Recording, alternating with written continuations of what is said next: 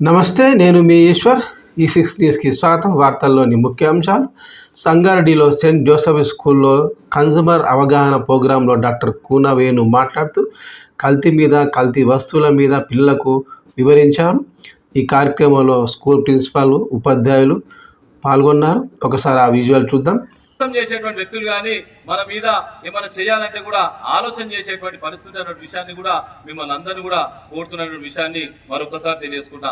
నాకు తెలిసిన మట్టుకు అందరు అనుకుంటారు చిన్న పిల్లలకి ఏం తెలుసు భయ్, చిన్న పిల్లలతో ఏమవుతుంది, కూనవేను చిన్న పిల్లలు అంటున్నావు, పిల్లలు ఏం చైతన్యం తీసుకొస్తారు, సమాజం ఏం మార్పు తీసుకొస్తారు అన్నట్టు ఆలోచన చేస్తే నేను ఒకటి చెప్తున్నా, చిన్న ఉన్నప్పుడు చాక్లెట్ కోసమో, ఒక పెన్సిల్ కోసమో, ఒక పెన్ను కోసమో, ఒక బుక్ కోసమో కన్న తల్లిదండ్రుల మీద ఎంతో రకమైనటువంటి ప్రతిఘటించి సాధించేటువంటి సత్తా ఒక చిన్నారులకు ఉంది.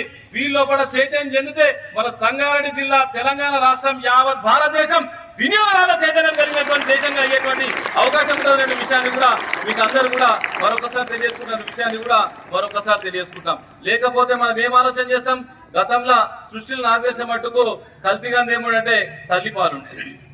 దురదృష్టకరం ఏంటంటే ఈ రోజు తల్లిపాలు కూడా కల్తీ అయిపోయి పరిస్థితి. అంటే మనం ఈ రోజు కూడా ఈ విషయాల మీద ఆలోచన చేసుకోకపోతే, ఈ విషయాల మీద మనం ఏమాత్రం చర్చించకపోతే భవిష్యత్తు తరంలో మనుషులు ఉండరు. ఇటువంటి చెట్లుంటాయి, బిల్డింగ్లు ఉంటాయో లేవో మనకే తెలియదు.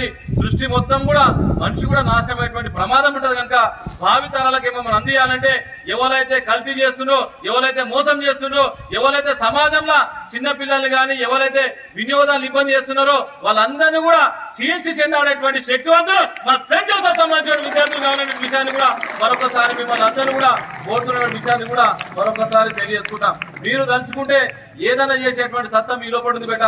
మీరు ఏమాత్రం కూడా నాకు తెలిసినప్పుడు అందరూ అనుకుంటారు చిన్నపిల్లలు అంటారు, కానీ నా రామచంద్ర రెడ్డి సార్ వీళ్ళందరూ కూడా చిన్నపిల్లలేమో, కానీ నా దృష్టిలో వీళ్ళందరూ కూడా దేవతలు సమానం. కనుక వీళ్ళని గౌరవిద్దాం, వీళ్ళలో పడిన శక్తిని వెలికి తీసేటువంటి ప్రయత్నం చేద్దాం, వీళ్ళలో పడినటువంటి చైతన్యాన్ని కూడా ముంగ తీసేటువంటి ప్రయత్నం చేద్దామని చెప్పేసి కూడా మిమ్మల్ని అందరూ కూడా కోరుతున్నటువంటి విషయాన్ని కూడా మరొకసారి తెలియజేసుకుంటాం. మనం బైక్ ఉన్న ఈ మధ్యన ఇంకొక విచిత్రం మీకు కొన్ని విషయాలు చెప్తే నాకే కళ్ళకి నీళ్ళు వచ్చేటువంటి పరిస్థితి. అది మనం మారిపోతామా?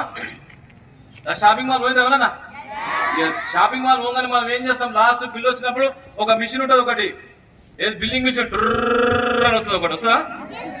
చేస్తా ఏమని వస్తుంది? అని వస్తుందా రాదా? దాన్ని తీసుకుంటామా లేదా? తీసుకొని బిల్ కట్టేస్తామా లేదా? అది అట్లే మన దగ్గర 2 నెలలు 3 నెలలు పెట్టే అనుకో, అందులో ఉన్న టైటిల్స్ అన్ని గైపోతుంది. తెలుసా మీకు? ఇది తెలుసా బేటా?